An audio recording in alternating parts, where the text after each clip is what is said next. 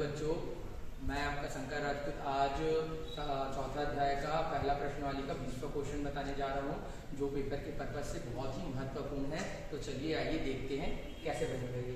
देखिए प्रश्न 20वां ये बोल रहा है, यदि किसी समांतर श्रेणी का क्यूआ पद क्यूआ है, वह क्यूआ पद क्या है, क्यूआ है, तो हमको सिद्ध करना है कि p प्लस क्यूआ पद शून्य है। तो समय के अभाव के रहते मैं जल्दी जल्दी इसको बताने का कोशिश करूंगा, ठीक है। तो सबसे पहले हमें क्यूआ पद के लिए करना पड़ेगा। तो क्यूआ पद के लिए हमें सूत्र आप लोगों को पता होगा कि a प्लस n माइनस 1 और यहाँ पर d। तो a का वैल्यू यही रहेगा। तो यहाँ पर प्रश्न में ही बोला गया है कि क्यूआ पद क्या है, बोला गया है तो q। तो यहाँ पर n का जो वैल्यू आ जाएगा वो आ जाएगा आपका आ जाएगा q आ जाएगा, और यहाँ पर माइनस का 1 और ये d। अब क्यूआ पद के लिए निकालेंगे तो क्यूआ पद के लिए मैं डायरेक्ट इसको बता रहा हूँ क्योंकि समय का अभाव है। तो a प्लस p माइनस 1 और ये d, हम इसको समीकरण 1 नाम दे देंगे और इसको दे देंगे समीकरण 2 नाम दे देंगे, ठीक है। अब इसके बाद क्या करेंगे, हम समीकरण 1 में समीकरण 2 को घटाने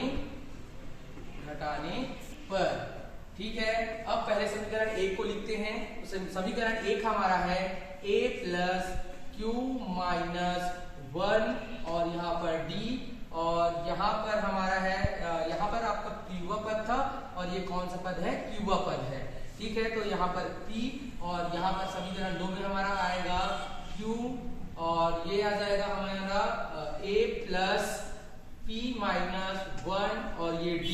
तो जो आप लोगों को पता है जब हम घटाते हैं तो चिन्ह क्या हो जाते हैं, चेंज हो जाते हैं। तो यहाँ पर प्लस है इसलिए माइनस हो जाएगा, यहाँ पर इसके सामने में कुछ नहीं था, प्लस था तो माइनस हो जाएगा, ये प्लस माइनस हो जाएगा।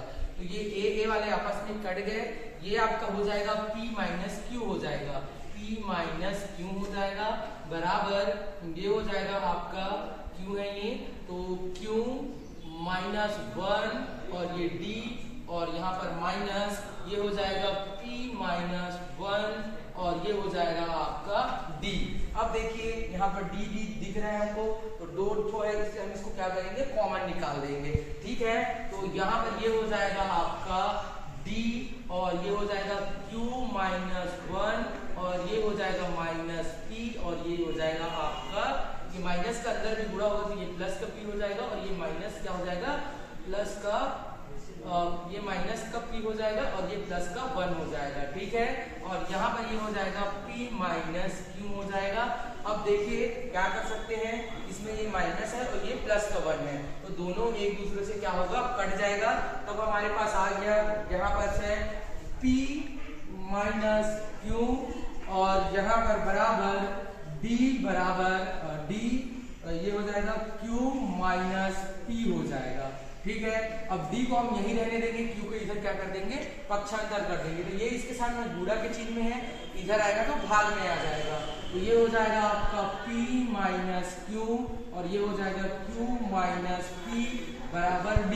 इसमें हम माइनस को क्या करेंगे, कॉमन निकाल देंगे, क्योंकि हमें इसको कटाना है, ठीक है, इसलिए हम निकालेंगे। तो यहाँ पर p माइनस q और यहाँ पर जब हम माइनस को कॉमन निकालेंगे तो ये हो जाएगा माइनस का तुम्हारा सीधे सीधे ये माइनस का इसलिए प्लस का हो जाएगा और ये जो प्लस में था वो माइनस में हो जाएगा, ये q हो जाएगा और ये d और ये d ये आपस में क्या होंगे, एक दूसरे से कट जाएंगे। तो जो d का वैल्यू आया वो आ गया माइनस का 1 आ गया। अब देखिए हम d के जो वैल्यू को उसको क्या करेंगे, समीकरण 1 में d का मान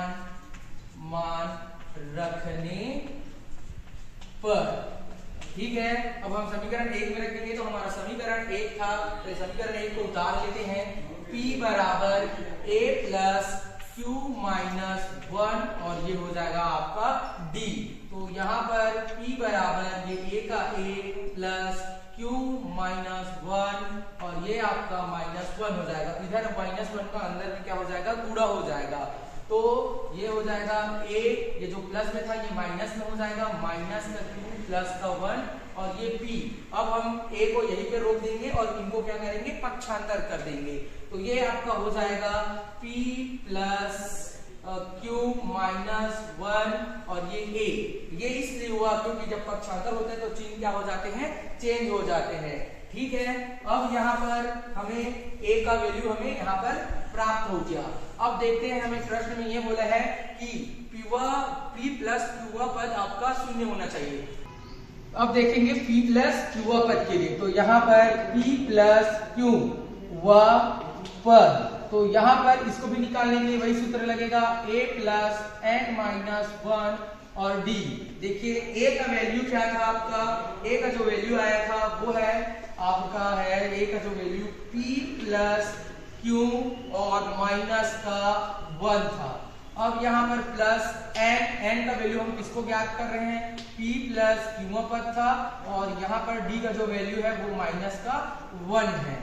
अब देखिए p प्लस q माइनस 1 और यहाँ पर ये माइनस इधर क्या हो जाएगा, गुणा हो जाएगा, तो ये होगा आपका माइनस का p और ये हो जाएगा माइनस का q हो जाएगा।